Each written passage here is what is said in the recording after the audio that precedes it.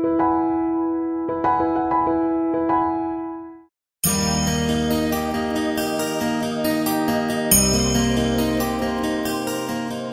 बार एक गांव में पंचायत लगी थी। वहीं थोड़ी दूर पर एक संत ने अपना बसेरा किया हुआ था। जब पंचायत किसी निर्णय पर नहीं पहुंच सकी तो किसी ने कहा कि क्यों ना हम महात्मा जी के पास अपनी समस्या को लेकर चले। अतः सभी संत के पास पहुंचे। जब संत ने गांव के लोगों को देखा तो पूछा कि कैसे आना हुआ। तो लोगों ने कहा, महात्मा जी, गांव भर में एक ही कुआं है और कुएं का पानी हम नहीं पी सकते, बदबू आ रही है। संत ने पूछा, हुआ क्या, पानी क्यों नहीं पी सकते हो? लोग बोले कि 3 कुत्ते लड़ते लड़ते उसमें गिर गए थे, बाहर नहीं निकले, मर गए उसी में। अब जिसमें कुत्ते मर गए हों उसका पानी कैसे पिए महात्मा जी? संत ने कहा, एक काम करो, उसमें गंगा जल डलवाओ। कुएं में गंगा जल भी 8-10 बाल्टी छोड़ दिया गया, फिर भी समस्या जस की तस रही। लोग फिर से संत के पास पहुंचे।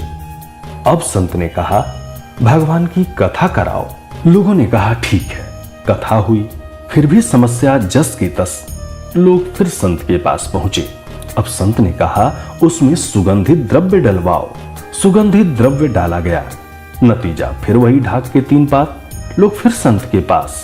अब संत खुद चल कर आए। लोगों ने कहा, महाराज वही हालत है, हमने सब करके देख लिया, गंगा जल भी डलवाया, कथा भी करवाई, प्रसाद भी बांटा और उसमें सुगंधित पुष्प और बहुत सी चीजें डाली।